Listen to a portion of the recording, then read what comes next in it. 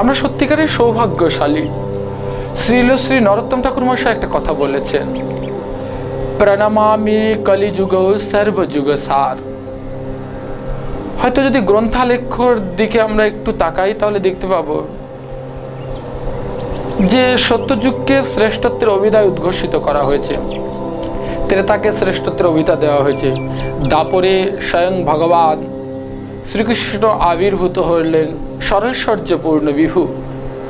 তথাপিও শ্রী নরোত্তম ঠাকুর মহাশয় কেন তিনি বললেন প্রণমামি কলিযুগ সর্বযুগ সার? এটি তো একটা প্রশ্ন। তার সবিশেষ একটা কারণ রয়েছে। কারণ কলিযুগটা আর 5টা যুগের থেকে হয়তো স্বাভাবিক অর্থে আমরা তাকিয়ে দেখলে পরে বলবো কলহ রয়েছে, বিদ্বেষ রয়েছে, ঝগড়া রয়েছে, হানাহানি রয়েছে।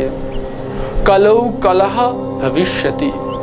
কলিযুগে কলহ হবে, ঝগড়া হবে, অশান্তি থাকবে, এটাই স্বাভাবিক। তাহলে এবারে শ্রী নরোত্তম ঠাকুর মহাশয় তিনি কেন বললেন প্রণমামি কলিযুগ সর্বযুগ সার? বস্তুতপক্ষে তার কথার মধ্যে নিশ্চিত একটা ইঙ্গিত লুকায়িত রয়েছে।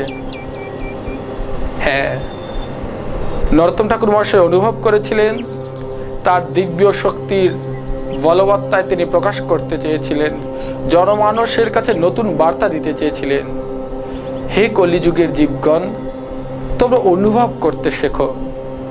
আর 5টা যুগের থেকে কলিযুগটা ভিন্ন।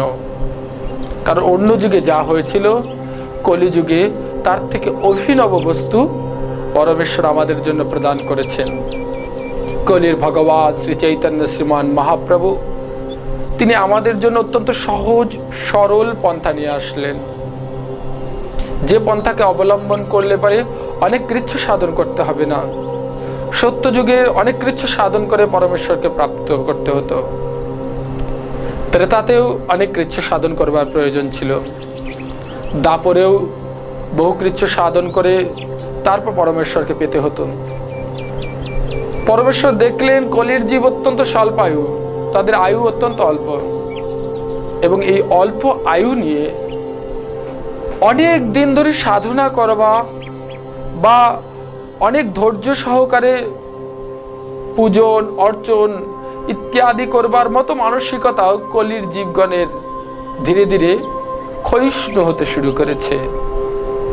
এজন্য তিনি এক সরল সহজ সুন্দর পন্থা দিলেন, যে পথটাকে অবলম্বন করলে পারে অত্যন্ত সহজেই আমরা পরমেশ্বরের কাছে পৌঁছতে পারবো, পরমেশ্বরের সেই বার্তার অনুভব করতে পারবো এবং মানব জীবনের চরমতম প্রাপ্তি শান্তির আভাস পেতে পারবো।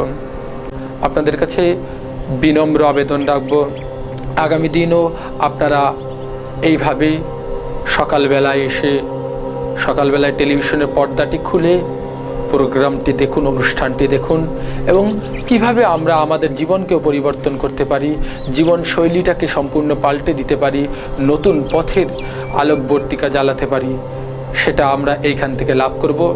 সকলে এই প্রোগ্রামটি অনুষ্ঠানটি দেখুন, এই কার্যক্রমের সঙ্গে সংযুক্ত হন এবং আপনাদের আশা করি হৃদয়ে ভালো লাগবে এবং সকলকে সেই কার্যক্রমের সঙ্গে সংযুক্ত করুন। শাস্ত্র বলেছেন, যদি আপনি পূর্ণকর্ম করেন তাতে আপনার পূর্ণ প্রাপ্তি হবে, অন্যকে যদি পূর্ণকর্মে সংযোজন করেন তাহলে আপনি মহাপুণ্যবান হবেন। আশা করি সকলে পূর্ণ কর্মের সাথে সাথে পুণ্যের ভাগীদার হন। এটি সকলের কাছে অন্তিম বাসনা। আগামী দিনের আমন্ত্রণ জানিয়ে শেষ করছি। নমস্কার।